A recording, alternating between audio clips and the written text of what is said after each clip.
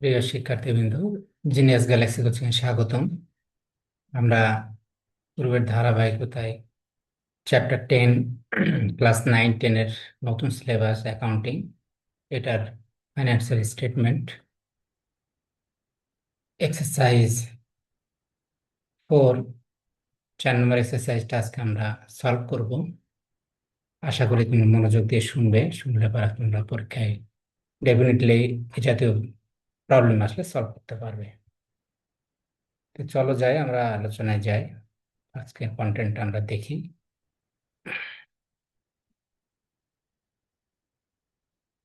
আগে বলেছি, হিসাব বিজ্ঞান নবম দশম শ্রেণী 2026 সালের শিক্ষাবর্ষের জন্য যে নতুন বই সেটা, এটা আমরা ফাইন্যান্সিয়াল স্টেটমেন্টস আর্থিক বিবরণী এই চ্যাপ্টার 10ম অধ্যায় নিয়ে আলোচনা করছি। তো 178 নম্বর পেজে বইয়ের যে প্রবলেমটা আছে, যে মাসনুন এন্টারপ্রাইজের নিম্নোক্ত প্রায়ামিল ও সমন্বয় বিবেচনা পূর্বক 2025 সালের 31শে ডিসেম্বর সমস্ত বছরের বিশদ আয় বিবরণী, মালিকানা সত্ত্বে পরিবর্তন বিবরণী এবং উক্ত তারিখে আর্থিক অবস্থার বিবরণী প্রস্তুত করো। তা আমরা একটু রেয়ামিলটা দেখি। মাসনুন এন্টারপ্রাইজ রেয়ামিল 31 ডিসেম্বর 2025, ফার্স্টে দেওয়া আছে মজুদ পণ্য, তারিখ দেওয়া আছে 1/1/25। আমরা হিসাব করছি 31 ডিসেম্বর 2025। তার মানে এটা তারিখ দেওয়া আছে বছরের প্রথমে, তাহলে এটা প্রারম্ভিক মজুদ পণ্য, ডেবিট পাশে আছে যেহেতু সম্পদ 10,000 টাকা। ক্রয় ও বিক্রয়, ক্রয় ডেবিট পাশে থাকে 1,80,000, আর বিক্রয় ক্রেডিট পাশে আছে 4 লাখ। ফেরত 20,000 আর 10,000। তো এর আগে বলেছি যে আমরা ফেরতটা উল্টা পাশে থাকে, তাহলে এই 20,000 টাকা এটা বিক্রয় ফেরত, কারণ বিক্রয়টা আছে যেহেতু ক্রেডিট পাশে, বিক্রয় ফেরতটা থাকবে ডেবিট পাশে। আর ক্রয় আছে 1,80,000, এটা ডেবিট পাশে আছে, আর 10,000 টাকা এটা ক্রয় ফেরত, এটা ক্রেডিট পাশে আছে। এখানে যদিও কিছু বলা নাই, আমাদেরকে বুঝে নিতে হবে। এই ক্রয় ফেরত 10,000 আর বিক্রয় ফেরত 20,000। ক্রয় পরিবহন 30,000, এটা বিশদ আয় বিবরণীতে আসবে আমরা জানি। ক্রয় বিক্রয় এটা বিশদ আয় বিবরণী, ফেরত এটা বিশদ আয় বিবরণীতে, এটা অ্যাডজাস্ট হবে ওগুলোর সাথে। মজুত পণ্য এটা বিশদ আয় বিবরণী। ভাড়া দেওয়া আছে 9 মাস। তো আমরা হিসেব হচ্ছে সবসময় ধরি 1 বছর। তো এখানে 9 মাসের ভাড়া এখানে লেখা আছে 9 মাস 27,000, তার মানে বুঝতে হবে যে এই 9 মাসের ভাড়া পরিশোধ করা হয়েছে। যখন এই রেওয়ামিলের মধ্যে কোনো ফিগার থাকে তখন আমরা বুঝবো যে এটা হিসাবভুক্ত হয়েছে। তাহলে এইখানে 9 মাস লেখা 27,000, তার মানে 9 মাসের ভাড়া। তার মানে আমাদেরকে বুঝতে হবে যে 3 মাসের ভাড়া এখনো বকেয়া আছে। তাহলে কিভাবে বের করব আমরা? এই 27,000-কে যদি 9 দিয়ে ভাগ দিই তাহলে 1 মাসে বেরোবে 3,000, আর 3 মাসের গুণ করলে 3 × 3 = 9,000। তাহলে 9,000 বকেয়া ভাড়া। বাটা দুই পাশে আছে 13,000 টাকা, 10,000 টাকা। তো আমরা এর আগে বলেছি যে বাটা যখন ডেবিট পাশে থাকে এটা খরচ, এটা কিন্তু আমাদের পরিচালনা ব্যয়ের মধ্যে আসবে। কিন্তু ডান পাশে যখন আছে ক্রেডিট পাশে, এই 10,000 টাকা এটা কিন্তু আমাদের আয়, এটা কিন্তু বিবিধ আয়ের মধ্যে যাবে, এটা পরিচালনা আয়ের মধ্যে আসবে না। ব্যাংক চার্জ, এখানে একটু সূক্ষ্ম পার্থক্য আছে। ব্যাংক চার্জ এবং ব্যাংকের সুদ, সুদটা দেওয়া হয় আমরা ঋণ নিলে সুদ দিতে হয়, না ঋণ নিলে সুদ দিতে হয় না। সেটা অন্যান্য ব্যয়ের মধ্যে যায় সুদ, ব্যাংকের সুদটা, কারণ ওটা ঋণের সাথে সম্পৃক্ত। আমি যদি ঋণ না নিতাম, পুরো টাকাটাই মালিকের কাছ থেকে নিতাম, মালিক দিত ব্যবসায়, তাহলে এই সুদটা দিতে হতো না। তাহলে ওই সুদটা দিতে হচ্ছে শুধু ঋণটা নেওয়ার জন্য, এই জন্য এটা বি- আহ, অন্যান্য খরচের মধ্যে যাবে। কিন্তু ব্যাংক চার্জটা কিন্তু পরিচালনা ব্যয়, অর্থাৎ আমাকে ব্যবসা করতে গেলে আমাকে একটা হিসাব ব্যাংকে রাখতে হয়। আমার কাস্টমার আমাদেরকে টাকা পাঠাবে বা আমি কাস্টমারকে টাকা পাঠাবো, এই জন্য ব্যাংক একটা চার্জ করে, একটা খরচ নির্ধারণ করে, সেটাকে বলছে ব্যাংক চার্জ। তো এটা কিন্তু পরিচালনা ব্যয়, এটা মাথায় রাখতে হবে। আমরা ব্যাংক চার্জ এবং ব্যাংক সুদ দুইটা দুই জিনিস। সুদটা যাবে, ব্যাংক সুদ থাকলে সেটা যাবে হলো অন্যান্য ব্যয়ের মধ্যে, কিন্তু ব্যাংক চার্জ যদি থাকে এটা খেয়াল রাখতে হবে, এটা টেকনিক্যাল টার্ম। ব্যাংক চার্জটা আমাদের যাবে পরিচালনা ব্যয়ের মধ্যে। হাতে নগদ ও লভ্যাংশ প্রাপ্তি, তাহলে হাতে নগদ এটা ব্যালেন্স শিট আইটেম, এটা যাবে হচ্ছে আর্থিক অবস্থার বিবরণীতে, আর লভ্যাংশ প্রাপ্তি এটা অন্যান্য আয়ের মধ্যে যাবে। উত্তোলন ও মূলধন এটা মালিকানা সত্ত্ব বিবরণীতে যাবে, মূলধনের সাথে উত্তোলন আবার বিয়োগ হবে। উত্তোলন 27,000, মূলধন আছে 7 লাখ, তাহলে উত্তোলনটা মূলধন থেকে বাদ যাবে। সুনাম, এটা হলো আমাদের সম্পদ, এটা হলো আর্থিক অবস্থার বিবরণীতে যাবে 4 লাখ। প্রাথমিক খরচ, এটা অলিক সম্পদ, গবেষণা ব্যয়ের মতো। এটা হলো অলিক সম্পদ, অর্থাৎ আহ, এক প্রাথমিক খরচটা কি, একটা কোম্পানি যখন তৈরি করা হয় তখন অনেকগুলো খরচ থাকে, যেমন তার রেজিস্ট্রেশন নেওয়া, তারপরে হচ্ছে অন্যান্য কাগজপত্র তৈরি করা, তো প্রাথমিক বিজ্ঞাপন দেওয়া পেপারে, তো বিভিন্ন রকম খরচগুলো মিলেই প্রাথমিক খরচ। তো এই প্রাথমিক খরচের এই টাকাটা প্রথম বছরের আয় ব্যয় বিবরণীতে পুরোটা খরচ হিসেবে দেখানো হয় না, এটাকে বলে বিলম্বিত খরচ। এটাকে বলে বিলম্বিত খরচ, অর্থাৎ এই খরচটা এটা ধরে নেওয়া হয় একবারে খরচটা না দেখে এটাকে কয়েক বছরের মধ্যে ভাগ করে দেওয়া হয়, ধাপে ধাপে অ্যামোর্টাইজেশন করে। এর আগে আমরা বলেছি গবেষণা ব্যয়ের মতো 5 বছর বা 10 বছরের মধ্যে এটা ধীরে ধীরে এটা আহ, খরচের মধ্যে দিয়ে এটা অ্যাডজাস্ট করা হয় সঠিক চিত্রটা পাওয়ার জন্য। কারণ আমরা জানি যে লাভ লস আর্থিক অবস্থার বিবরণী যেটা তৈরি করা হয়, বিশদ বিবরণী বা ব্যালেন্স শিট, আমার যেন প্রকৃত আয় ব্যয়ের চিত্রটা জানা যায় এবং সম্পদের এবং দায়ের পরিমাণটা, মালিকের স্বত্বের পরিমাণটা সঠিকভাবে প্রতিফলিত হয় আমাদের বিবরণের মধ্যে। এই জন্য এই প্রাথমিক খরচ, এই বড় একটা ফিগার, এটা একবারে প্রথম বছরে খরচ না দেখে এটা কয়েক বছর ধরে ভাগ করে দেওয়া হয়, আর সেই জন্য এটাকে ব্যালেন্স শিটে সম্পদ হিসেবে রাখা হয়। এটা কিন্তু একটা সম্পদ, কিন্তু কি সম্পদ, অলিক সম্পদ, অলরেডি খরচ হয়ে গেছে, এটাতে কোনো কিন্তু আর বেনিফিট পাওয়া যাবে না, দেখা ছোঁয়া যাবে না, এই জন্য এটাকে অলিক সম্পদ বলতেছি আমরা। এবার 12% ব্যাংক ঋণ। এই যে ব্যাংক ঋণ এখানে আছে 2,50,000 টাকা ক্রেডিট পাশে আছে, তাহলে এটা আমাদের দায়। তাহলে এর উপরে 12% ইন্টারেস্ট হিসাব করতে হবে, তাহলে 12% ইন্টারেস্ট হিসাব করে যেটা আসবে সেটা হচ্ছে আমাদের অন্যান্য ব্যয়, ব্যাংক ঋণের সুদ, অন্যান্য ব্যয়। তাহলে হিসাব করার সময় কয়দিনে করতে হবে এখানে একটু খেয়াল রাখতে হবে, এগুলো তথ্য থাকলে কিন্তু। এই যে 1-10-25, 1-10-25 আমরা হিসাব করছি 31শে ডিসেম্বর 2025, তার মানে অক্টোবর নভেম্বর ডিসেম্বর 3 মাস। 3 মাসের আমাকে এই সুদটা এক বছরের হিসাব করার পরে 12 দিয়ে ভাগ দিয়ে 3 দিয়ে গুণ দেবো আমরা, দিলে 3 মাসের বের হয়ে যাবে। তাহলে 3 মাসের এই সুদটাকে আমি দেখাবো হচ্ছে বিশদ বিবরণীতে খরচ হিসাবে। আর এটাও যেহেতু সমন্বয় এন্ট্রি, মনে রাখতে হবে যে এখানে সমন্বয় নিচে না থাকলেও এখানে তারিখ দেওয়া আছে, মানে এইটা আমাকে, আর এর ভিতরে কোনো কোথাও কিন্তু ব্যাংকের সুদ দেওয়া নাই। যদি আবার ব্যাংকের সুদ দেওয়া থাকতো তাহলে কিন্তু আমাদেরকে আবার হিসাব করতে হতো যে এখানে কত দিনে, 3 মাসে কত হয়, আর এখানে দেওয়া আছে হয়তো 3 মাসের, আমরা হিসাব করলাম যে 3 মাসে একটা ফিগার হয় হয়তো কথার কথা 7,000। তাহলে আর যদি আমরা দেখি এই রেওয়া মিলের মধ্যে দেওয়া আছে হয়তো বা 9,000, তো মাসে 3,000 করে কথার কথা। তাহলে এখানে যদি আমি দেখি রেওয়া মিলের মধ্যে একটা খরচ দেওয়া আছে ব্যাংক সুদ 3,000 টাকা, তাহলে বুঝতে হতো তখন আমাকে যে 1 মাসেরটা দেওয়া আছে আর 2 মাসের দেওয়া নাই। আবার যদি এখানে 6,000 থাকতো তাহলে বুঝতাম 2 মাসের দেওয়া আছে, 1 মাসের দেওয়া নাই। আর যদি পুরোটাই থাকতো 9,000 টাকা, তখন বুঝতে হিসাব করে আমরা যদি দেখি যে 3 মাসে 9,000 হয় এবং এখানেও দেখছি 9,000 দেওয়া আছে, তাহলে বুঝতাম যে এটা আমার নতুন করে আর হিসাব করতে হবে না, সুদটা হিসাব করা আছে। কিন্তু এখানে কোনো ব্যাংকের সুদ এর মধ্যে আমরা পেলাম না, কাজে বুঝতে হবে এখানে যে ব্যাংক ঋণের সুদ প্রদান করা হয়নি। তাহলে আমাকে হিসাব করতে হবে 3 মাসের সুদ বের করতে হবে, করে বিশদ আয় বিবরণীতে আমাকে খরচ দেখাতে হবে অন্যান্য ব্যয়ের মধ্যে, আবার এটা চলতি দায়ের মধ্যে চলে যাবে। বিনিয়োগ, শেয়ারে বিনিয়োগ করা আছে 2 লাখ, এটা এটা হলো দীর্ঘমেয়াদী বিনিয়োগ, এটা সম্পদ। বিজ্ঞাপন, এটা খরচ 20,000 টাকা। ডেলিভারি ভ্যান, এটা হচ্ছে সম্পদ 2,50,000, অর্থাৎ মালামাল পরিবহনের জন্য আমার একটা ভ্যান গাড়ি আছে যেটার দাম 2,50,000 টাকা। এই ছিল রেওয়া মিল। তো রেওয়া মিলের দুই পাশে সমান আমরা দেখছি 13,90,000, 13,90,000। এবার সমন্বয়গুলো একটু দেখি আমরা। বলছে সম্ভাব্য ক্রেতাদের মাঝে 5,000 টাকার পণ্য বিনামূল্যে বিতরণ করা হয়েছে যা হিসাবভুক্ত হয়নি। তাহলে কি, আমরা জানি সমন্বয় এন্ট্রি কমপক্ষে 2 জায়গায় যাবে, তাহলে এই 5,000 টাকা কি কিসের জন্য দেওয়া হয়েছে, বলছে সম্ভাব্য ক্রেতাদের মাঝে বিতরণের জন্য দেওয়া হয়েছে, যাতে কি এটা এটা প্রতি অ্যাডভার্টাইজমেন্ট, বিজ্ঞাপনের জন্য, যাতে মানুষ এটা পণ্যটা সম্বন্ধে জানে এবং ব্যবহার করে তারা উদ্বুদ্ধ হয় মাল কেনার জন্য। তাহলে আমাকে বিজ্ঞাপনের সাথে এই 5,000 টাকা যোগ হবে, যে এখানে 14 নম্বরে যে বিজ্ঞাপন 20,000 আছে, এর সাথে আবার এই 5,000 যোগ হবে, এটা একবার ট্রিটমেন্ট। আর একটা কি, যেহেতু বিনামূল্যে বিতরণ করা হয়েছে, তাহলে আমার ক্রয় করা পণ্য তো এটা, তাহলে এই 5,000 টাকা আমাদের ক্রয় থেকে বাদ যাবে। এখানে যে ক্রয় আছে যে 1,80,000, এর সাথে ফেরতও যেমন বাদ যাবে 10,000, এর সাথে আর একটা কি বাদ যাবে, পণ্য বিতরণ।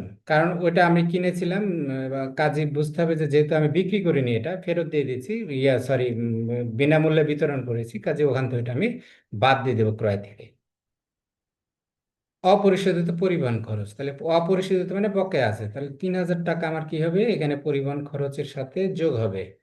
3,000 টাকা পরিবহন খরচ নিশ্চয় আছে আমাদের, হ্যাঁ, এই যে ক্রয় পরিবহন 30,000, এই 30,000-এর সাথে যে এখানে যদি ক্রয় পরিবহন নিচে বলা নাই 2 নম্বর, কিন্তু যেহেতু একটাই পরিবহন আছে আমাদেরকে বুঝে নিতে হবে যে ওইটাই, তাহলে ক্রয় পরিবহনের সাথে 3,000 টাকা যোগ হবে, যেহেতু বকেয়া আছে খরচটা বেড়ে যাবে, এটা হিসাবভুক্ত হয়নি, তাহলে এটা দিব। আবার চলতি দায়ের মধ্যে বকেয়া পরিবহন খরচ হিসেবে যাবে। প্রারম্ভিক মজুত পণ্যের মধ্যে মণিহারে অন্তর্ভুক্ত আছে 2,000, তাহলে প্রারম্ভিক মজুত পণ্য এই 2,000 টাকা ওর ভিতরে না থাকলে কি হতো, এটা ভুল করে, মনিহারির জিনিসটা কি, আমার কলম টলম এমনি ব্যবহার, অফিসের ছোটখাটো কাগজপত্র, এগুলো টুকিটাকি জিনিস, এগুলো কিন্তু আমরা খরচ দেখাই দিই, এগুলো কিন্তু সম্পদ হিসাবে দেখায় না। তো এই 2,000 টাকা আসলে ব্যয় দেখানো উচিত ছিল মনিহারি, না দেখে এটার মধ্যে মজুত পণ্যের মধ্যে 10,000-এর মধ্যে এটা ঢুকে গেছে ভুল ক্রমে। তাহলে আমরা কি করব, যে মজুত পণ্য আমরা তো জানি বিশদ আয় বিবরণীর মধ্যে দিতে হয়, তো বিশদ আয় বিবরণীতে দেওয়ার সময় আমি কি করব, ওখান থেকে এই 10,000 থেকে 2,000 টাকা ওইটা বাদ দিয়ে দিব। বাদ দিব প্রথমে, দিলে পরে ওখানে প্রারম্ভিক মজুত কমে যাবে। আর কি করবো, এই 2,000 টাকা, এই 2,000 টাকা মনিহারি খরচ হিসেবে আবার দেখিয়ে দেবো বিশদ আয় বিবরণী পরিচালনা ব্যয়ের মধ্যে। এটারও দুইটা ট্রিটমেন্ট হয়ে গেল। আচ্ছা, এরপরে বলছে 2টি 200 টাকার নোট সম্পূর্ণ নষ্ট হয়ে যায় হিসাবে লেখা হয়নি, তাহলে কি, তো দুইটা 200 টাকার নোট মানে কি, 400 টাকা, তাহলে এই 400 টাকা আমার খরচ হয়েছে, নষ্ট হয়ে গেছে, তাহলে এটা বিবিধ বিবিধ খরচ হিসেবে দেখাতে হবে, যেটার স্পষ্ট খাত নাই, কারণ এগুলো সচরাচর হয় না, হঠাৎ হয়েছে 200 টাকার নোট কোনোভাবে নষ্ট হয়ে গেছে। তাহলে তখন কি করব, আমরা এই 400 টাকা আমরা দেখাবো বিবিধ খরচ, বিবিধ খরচ অন্যান্য ব্যয়ের মধ্যে দেখাবো 400 টাকা আর্থিক আয় বিবরণীতে। আর এই 400 টাকা আবার আর্থিক অবস্থার বিবরণীতে ব্যালেন্স শিটের মধ্যে 400 টাকা নগদ, হাতে নগদ থেকে এটা বাদ যাবে। কারণ বাদ যাবে, কারণ 400 টাকা নষ্ট হয়ে গেছে, তাহলে প্রকৃতি এখানে যে ফিগারটা দেখানো আছে এখানে, এর মধ্যে আমাদের দেখি আমরা কোথায়, এই যে হাতে নগদ মাসে 8 নম্বর সিরিয়ালে 8,000 টাকা আছে, তার মানে অ্যাকচুয়ালি 8,000 টাকা নাই, আমার 400 টাকা কম আছে, 400 টাকায় নষ্ট নোট দুটো ওটার মধ্যে আছে, এটা বুঝে নিতে হবে। তাহলে আমি ওই নগদ টাকা থেকে এই 400 টাকা বাদ দিয়ে দিব, দুইটা ট্রিটমেন্ট হবে। তাহলে এই 400 টাকা একবার গেল আর্থিক অবস্থার বিবরণীতে, সেখানে যে অন্যান্য ব্যয়ের মধ্যে যাবে বিবিধ খরচ হিসাবে, আর ব্যালেন্স শিটে যায় এটা ক্যাশ থেকে বা হাতে নগদ থেকে বাদ যাবে। সমাপনী মজুদ পণ্য 18,000, তো এটা জানি আমরা, সমাপনী মজুদ কি হয়, সমাপনী মজুদ হলো ক্রয়ের ওখানে যায় বিয়োগ করতে হয় একবার, আর দ্বিতীয়বার যায় হচ্ছে ব্যালেন্স শিটে চলতি সম্পদের মধ্যে যাবে সমাপনী মজুদ পণ্য। তাহলে আমরা শিখে নিলাম যে কোথায় যাবে। এবার আমরা দেখি প্রবলেমটা হলো সলভ, আমরা একটু প্র্যাকটিক্যালি দেখে আসি এখানে। আমি এখন আমি এখন যাচ্ছি আমাদের সলিউশনটা ইয়ে করার জন্য, যাতে করে তোমরা বুঝতে পারো যে অ্যাকচুয়ালি কিভাবে হয়েছে এটা।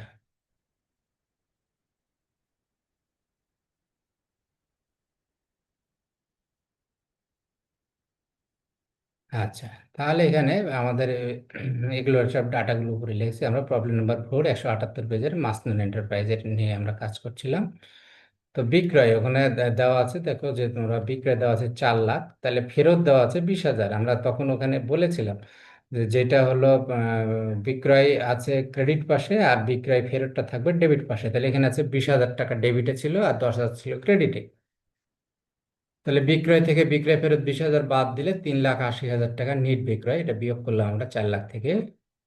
আচ্ছা, এরপরে আমরা ক্রয় পণ্যের ব্যয়টা আমরা বের করব। তো প্রারম্ভিক মজুদ 10,000 দেওয়া ছিল, ওখান থেকে মনিহারি 2,000 টাকা, যেটা আমরা সমন্বয়ে দেখলাম যে 2,000 টাকা মনিহারি অন্তর্ভুক্ত আছে, তাহলে এটা বাদ দিয়ে দেবো ওখান থেকে। তাহলে 10,000 থেকে 2,000 বিয়োগ করলাম, করে 8,000 টাকা আমি এই ইনার কলাম থেকে এখানে নিয়ে আসলাম, মিডলের কলামে 8,000 টাকা। এটা কি, এটা হলো প্রারম্ভিক মজুদ পণ্য, অ্যাকচুয়ালি এটা 10,000 হবে না, এটা এখন 8,000 দেখাতে হবে, কারণ 2,000 2,000 টাকা বলছে মনিহারি আইটেম আছে, ওটা থাকবে না। এরপর ক্রয় দেওয়া আছে 1,80,000, আর ক্রয় ফেরত আমরা রেওয়া মিলে আছে 10,000, তাহলে বিয়োগ করলে হলে 1,70,000। এর সাথে আর একটা বাদ যাবে, আমরা বলে আসলাম যে বিনামূল্যে পণ্য বিতরণ আছে বিজ্ঞাপন বাবদ 5,000 টাকা কাস্টমারদেরকে দিয়েছে, এটাও বাদ যাবে ক্রয় থেকে। এটা এর আগে আমরা বলেছি। তাহলে বাদ দিলে 180 থেকে 10,000 বাদ দিলে 170, 1,70,000, 1,70,000 থেকে 5 বাদ দিলে 1,65,000 টাকা। আচ্ছা, ক্রয় পরিবহন 30,000 টাকার মিলে দেওয়া আছে। আর ইয়েতে বলা আছে সমন্বয় 3,000 টাকা বকেয়া আছে। তো অপরিশোধিত, অপরিশোধিত মানে বকেয়া। তাহলে 30,000 সাথে 3,000 যোগ করতে হবে, করে 33,000 হলো। দিয়ে এই টোটালি কটা ক্রয়ের সাথে সম্পৃক্ত কয়টা আমরা যোগ করলাম, এই 8,000, 1,65,000 আর এই 33 যোগ করে হলো 2,06,000। এখান থেকে বাদ যাবে কি সমাপনী মজুত পণ্য। সমাপনী মজুত পণ্য আমাদের সমন্বয় এন্ট্রিতে দেওয়া আছে 18,000 টাকা। কতটা হাজার টাকা দেওয়া আছে সমন্বয়ের মধ্যে? হ্যাঁ, 18,000 টাকা দেওয়া আছে। তাহলে 18,000 টাকা আমরা এখানে বিয়োগ দিয়ে দিলাম। বিয়োগ 2,06,000 থেকে 18 বিয়োগ করলে হয় 1,88,000। এই 1,88,000 থেকে আমাদের নেট ক্রয় ছিল 3,80,000। তাহলে 3,80,000 নেট বিক্রয়। তাহলে 3,80,000 হচ্ছে নেট বিক্রয়। আর ক্রয় বাবদ আমাদের খরচ হচ্ছে কস্ট অফ গুডস সোল্ড বলি ইংরেজিতে। আমরা যে পণ্যটা বিক্রি করছি তার খরচ হচ্ছে 1,88,000 টাকা। এই 1,88,000 জন্য আমি বাদ দিয়ে দিলাম 3,80,000 থেকে আমরা 1,92,000। এটা হলো মোট মুনাফা। অর্থাৎ বিক্রয়, নেট বিক্রয় থেকে ক্রয় সংশ্লিষ্ট খরচগুলো বাদ দিলে আমরা কেন সমাপনী মজুদ বাদ দিই আমরা? কারণ সমাপনী মজুদ বাদ দিতে হয় যে এটা বিক্রি হয়নি আমাদের। তাহলে বিক্রয়ের খরচটা নির্ধারণের সময় যেটা বিক্রি হয়নি সেটা বাদ দিতে হয় টোটাল ক্রয় এবং প্রারম্ভিক মজুদ পণ্য থেকে, না হলে তো ডাবল কাউন্টিং হয়ে যাবে। এই জন্য এটা বাদ দিয়ে 1,88,000, তাহলে বিয়োগ করে হলে 1,92,000 মোট মুনাফা পেলাম। এবার পরিচালনা ব্যয়, ভাড়া। ভাড়া হয়েছে তখন আমরা বলেছি যে 27,000 মিলে দেওয়া আছে 9 মাসের। তাহলে 9 মাসের 27,000, তাহলে 3 মাসের কত হবে? বকেয়া 3 মাসের সমান হবে, তাহলে 27,000কে আমি 9 দিয়ে ভাগ দিব। তাহলে 3,000, ওর সাথে 3 দিয়ে গুণ করলে 3 3 9,000। তাহলে 27 আর 9 36,000 হলো আমার ভাড়া বাবদ ব্যয় বা বছরে। এবার বাটা বলেছিলাম যে পরিচালনা ব্যয়ের মধ্যে যাবে বাটাটা, যেটা ডেবিট পাশে আছে 13,000। এখানে দেখো তোমরা, এখানে বাটা আছে দুইটা, একটা 13,000, একটা 10,000। 10,000টা ক্রেডিট পাশে, ক্রেডিট পাশে একটা আয়, আর ডেবিট পাশে একটা ব্যয়। ডেবিটে থাকে ব্যয় আর সম্পদ। তাহলে 13,000 টাকা আমি হলো এখানে পরিচালনা ব্যয়ের মধ্যে দেখালাম। ব্যাংক চার্জ, যেটা শুরুতেই বলেছি 5,000 টাকা, এটা পরিচালনা ব্যয়ের মধ্যে আসবে। ব্যাংকের সুদ এটা কিন্তু আসবে না এখানে, এটা যাবে অন্যান্য ব্যয়ের মধ্যে। কিন্তু ব্যাংক চার্জটা আসবে, এটা খেয়াল রাখবে। সুদ আর চার্জের মধ্যে ডিফারেন্স আছে, যে সুদটা দেওয়া হয় যদি আমি ঋণ নেই, ঋণের এগেনস্টে সেই টাকা ব্যবহারের জন্য আমাকে সুদ দিতে হয়। আর ব্যাংক চার্জ হলে এমনি হিসাব মেনটেন করার জন্য, ব্যাংকে হিসাব করলে তারা একটা বাৎসরিক চার্জ কাটে সেটা। বিজ্ঞাপন 20,000 টাকা ছিল রেওয়া মিলে। আর ওর সাথে বিনামূল্যের পণ্য বিতরণ আমি বলেছি যে এটা হলো ক্রয় থেকে আমরা বাদ দিয়েছি এখানে, যেমন এই যে এখানে বাদ দিলাম ক্রয় থেকে। আর এটা আবার বিজ্ঞাপনটা বেড়ে যাবে, 20,000 ছিল আর এর সাথে 5,000 টাকার পণ্য বিনামূল্যে দিয়েছি আমরা।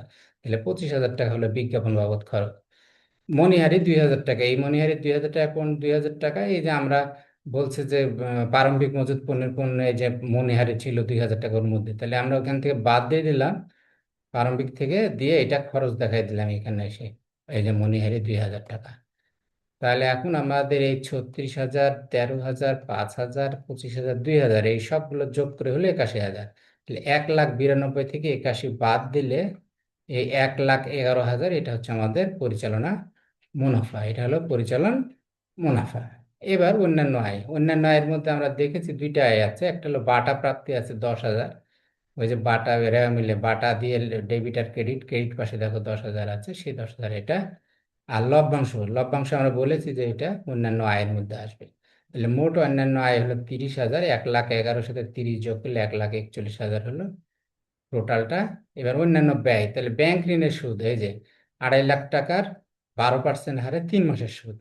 অর্থাৎ আমি 12%, বা 12% মানে 12/100, এটাকে 2,50,000 সাথে যোগ দিলে, এটা গুণ করলে এটা 1 বছরে বেরোবে। তারপরে 12 দিয়ে ভাগ দিলে 1 মাসে বেরোবে। আমি 3 দিয়ে গুণ করলে 3 মাসে, কারণ ওখানে বলা ছিল 1/10/25 তারিখে এই ঋণটা নেওয়া তারিখটা দেওয়া আছে। তার মানে 10 মাস, 11 মাস, 12 মাস, 3 মাস। এই 3 মাসের অক্টোবর, নভেম্বর, ডিসেম্বর 3 মাসের সুদ হলে আমাকে হিসাব করতে হবে 7,500 টাকা। আচ্ছা, আর একটা কি ছিল? বিবিধ খরচ। আমরা বলছি 200 টাকার দুইটা নোট নষ্ট। 200 টাকার দুইটি নোট নষ্ট। আচ্ছা, আমি নষ্টটা লিখে দিই। নষ্ট, তাহলে 400 টাকা। তাহলে এই যে 7,500 400 যোগ করলে 7,900, 1,41,40 থেকে 7,900 বাদ দিলে নেট মুনাফা পাওয়া গেলে 1,33,100 টাকা। এই নেট মুনাফা কোথায় যাবে? এই নেট মুনাফা যাবে হচ্ছে আমাদের মালিকানা সত্ত্বে বিবরণী, কারণ এটা মালিকের টাকা। মালিকের টাকার সাথে যোগ হবে মালিকের যে মূলধন আছে। তাহলে আমরা যাই মালিকানার, হ্যাঁ, তো মাসনুন এন্টারপ্রাইজ মালিকানার সাথে পরিবর্তন বিবরণী। প্রারম্ভিক মূলধন দেখো ইয়াতে দেওয়া আছে, রেওয়া মিলের মধ্যে 7 লাখ টাকা দেওয়া আছে প্রারম্ভিক মূলধন, এই যে 7 লাখ, আর উত্তোলন আছে 27,000। উত্তোলন আছে 27,000। তাহলে প্রারম্ভিক মূলধন 7 লাখ, ওর সাথে নেট মুনাফা এই যে 1,33,100, এই যে আমরা এখানে দেখে আসলাম, এই 1,33,100 এখানে চলে আসলো, যোগ হলো দিয়ে 8,33,100। ওখান থেকে বাদ যাবে উত্তোলন, 27,000 টাকা উত্তোলন আছে, বাদ দিলে 8,06,100। এটা আবার যাবে কোথায়? এই মালিকানা মূলধন, এটা যাবে আর্থিক অবস্থার বিবরণীতে। আমরা এখন আর্থিক অবস্থার বিবরণীটা দেখি। হ্যাঁ, এই যে মাসুম এন্টারপ্রাইজ আর্থিক অবস্থার বিবরণী, এখানে দিলাম স্থায়ী সম্পদ, এখানে সুনাম, রেয়ামিলের মধ্যে আছে সুনাম দেওয়া আছে 4 লাখ টাকা, আর ডেলিভারি ভ্যান দেওয়া আছে 2,50,000। এই দুইটা যোগ করলে এগুলোর সাথে সাধারণত ইয়ে থাকার কথা, অবচয় থাকার কথা এই ডেলিভারি ভ্যানের সাথে, আর সুনামের সাথে এর এর হলে অ্যামোর্টাইজেশন থাকে, অর্থাৎ কত দিনের মধ্যে এটাকে অবলোকন করতে হয়, বলা থাকে এগুলোকে, যে সমন্বয় করতে হবে কত বছর, 5 বছর না 10 বছর। কিন্তু এই অঙ্কের সুবিধার্থে এখানে এক একটা প্রবলেমে এক এক রকম সমন্বয় দিয়ে থাকে, তো এখানে কোনো সমন্বয় এর যাতে এন্ট্রি দেওয়া নাই, এই জন্য আমরা এখানে হুবহু যা আছে তাই রাখলাম, ধরে নিলাম এটার সাথে কোনো সমন্বয় এন্ট্রি নাই যেহেতু। তাহলে 6,50,000 এখানে চলে আসলো এই দুইটা যোগ করে। আচ্ছা, অলিক এখানে দীর্ঘমেয়াদী বিনিয়োগের মধ্যে কি আছে? 2 লাখ টাকা শেয়ার কেনা আছে, কারণ শেয়ার কিন্তু দীর্ঘমেয়াদী বিনিয়োগ।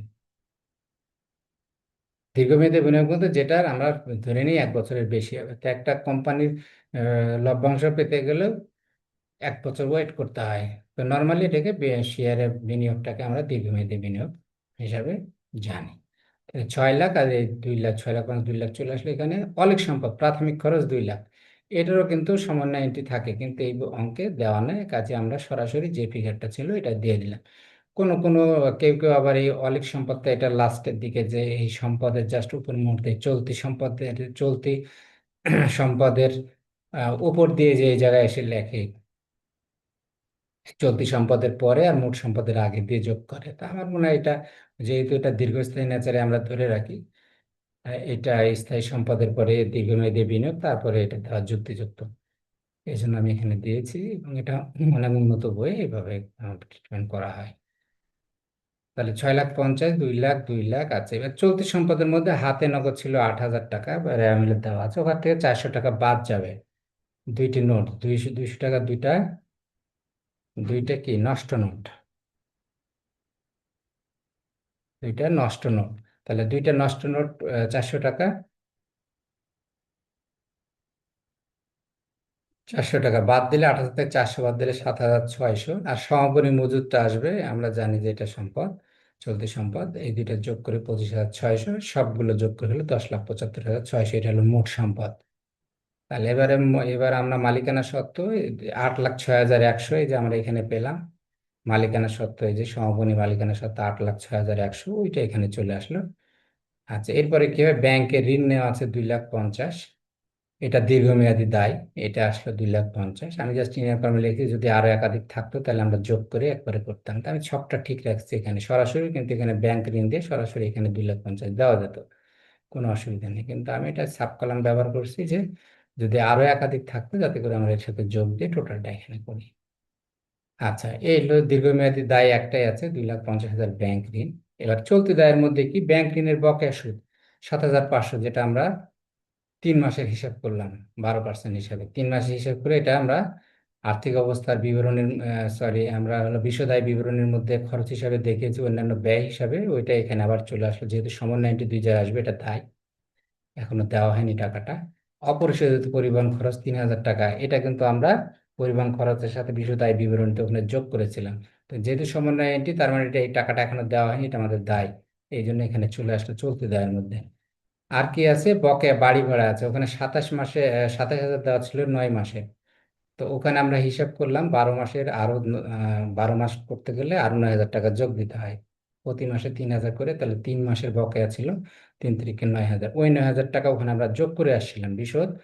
আয় বিবরণের মধ্যে, ওইটাই আমাদের বকেয়া হিসাবে এখানে চলতে দেয় চলে আসলো। তাহলে টোটাল চলতে যায় এই তিনটা যোগ করে 7,500, 3,000, 9,000, যোগ করে 19,500।